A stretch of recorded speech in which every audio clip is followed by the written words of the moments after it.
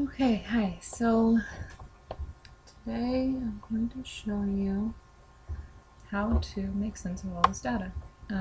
So you've been familiar with the screening summaries before, and it's a lot of information.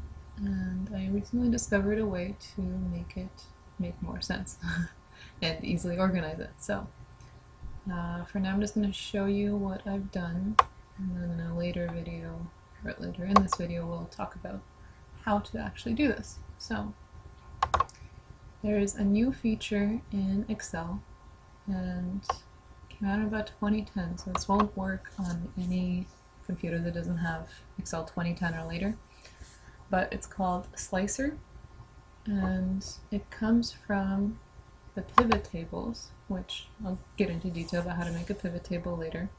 This is a super basic one. And then when you click on it, you have the option to insert a slicer.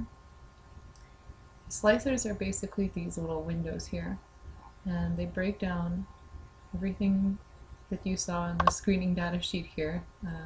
Each of these columns can be made into a slicer, and you can select different things here. So for example, if I want to know, say I'm trying to figure out what to subclone, I can say, well, I want something that's target for RBM.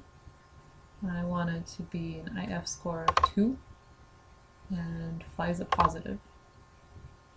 And so I see here that I have 4 potential parents that meet those criteria. Additionally, I can also see that they fall into this range on the protein ELISA, here on the cell ELISA, and then these are the options for IHC. So I can also, I pulled up the IHC comments because when I first tried to look at it and I went to 2 or 3, all of them came up with high off target, so that's just their ranking system and it doesn't help much, so unless you have the comments nearby. You can clear things that you select in any of these boxes by just pressing this button here. So I can go back to this 1 and 2, and I know that this one was actually subcloned and picked, and it does pretty well on all counts. So that's kind of just a cool feature and makes it really easy to sort through all of this stuff and try to come up with the best things. Another example of these tables is, I did it for this fusion project list. This is just a summary of all the fusions in case you haven't seen it before that DD made up, and it has all of the information about what happened in each fusion and what came out of it and that kind of stuff. So here I've created again these same tables, and so here I can go, okay, I want to look at the year 2006 to 2007. I want to see what became a Niramab, so it's obviously a success, or I can go to success. I can pick general or specific. I can look at who did that fusion. I go on 2A from 2006, so I can see all of this data, and over here it's showing me exactly how many fusions fit that criteria. So it's kind of a cool little tool. You can also see, this is the list of our collaborators. So say, what has Ed Cooper come up with? And we have 2 fusions that are related to him. So it's just kind of a nice way to summarize data and a really easy way to get the numbers that you need. So again, I want to see failures in 2008, there's 64 total. That's, we're in progress. We still have 5 in progress from then. Successes, again, I don't know how accurate the information is or how filled in it is. I just kind of did this on whatever was in the spreadsheet already. So that is Slicer and a little bit of pivot table info. And I'm going to pause this for a bit and set something up so that I can show you how to do this. Okay, so I've just copied and pasted a few of the rows from that other sheet that I was looking at, and this is that information. A handy trick you can do is if you press Alt HOI, it kind of resizes the columns for you and makes everything fit. Doesn't always work, but it helps sometimes. So to do this, there are a few ways. You can insert a table first, which I'm not really sure how much it helps, but if you do that, it automatically will select everything you have, so just make sure that, see this border, and press OK. And it sets it up into a table format for you. What that allows you to do is have these drop-down menus. You can easily sort just by that column. You can say, I only, I don't want to see those things. I'll take them out. So that kind of stuff is very handy and super easy to do. And then once you have this, you can click Summarize with Pivot Table. Alternatively, before even, you don't have to do a table at first. You can just say Pivot Table and do it that way. Either way is fine if you don't want to create a table out of your actual data. And then you get to this field, and I had selected for it to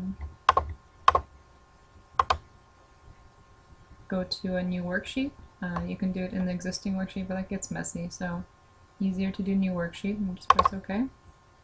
And you have all of your options here. Now, since you can do various things like compare, all of these fusions, I want to see what failure. You kind of have to play with it. There's different things that work, and some things work and some things don't. So here I've made it by isotype. So if you put the column labels as the different isotypes, and then you have to, again, add isotype to the values in order to actually get the numbers here, because it won't show you anything otherwise. So that's pretty much it there. But what I'm really excited about is this slicer feature, which I think is actually a lot more intuitive than pivot tables and a lot easier and friendlier to use. So to do that, you can do this part later or now, it doesn't matter. I just put the count of fusion in the value section, and this is just giving you a number. And then with the pivot table selected, I can go Insert Slicer. And then when I click that, you get all of these options. And so these are the windows that you want to see. So all of those lists that you saw earlier, that's where this comes from. So I want the fusion, say I want the person who did it, the status, the year in which it happened, and the isotype. And you can select all of these or a couple of these, whatever is easier for you at the time. When you press OK, it all pops up for you. Super easy to do. And you just arrange it neatly.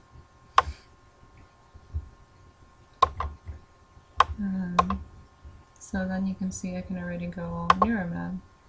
And these are the years in which we have successes so far.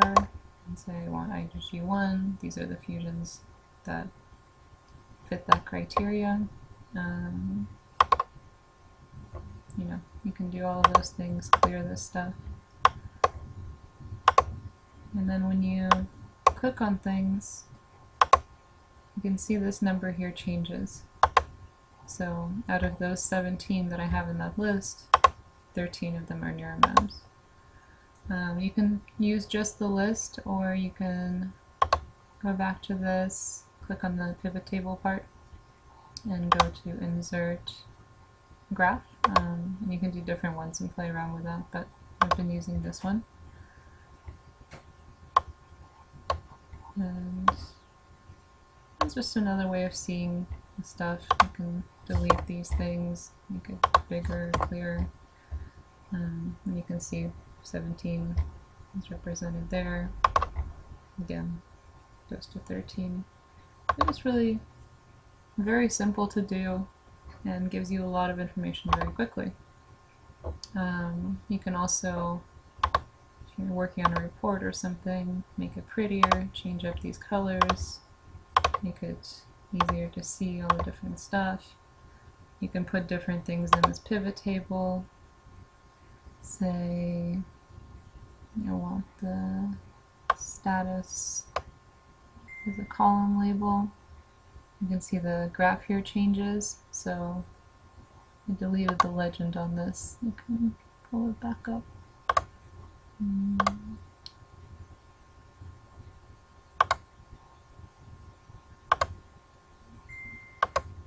So there we go. It shows up the statuses here in different colors and allows you to visualize that really easily. Which ones are in progress, no normal, etc.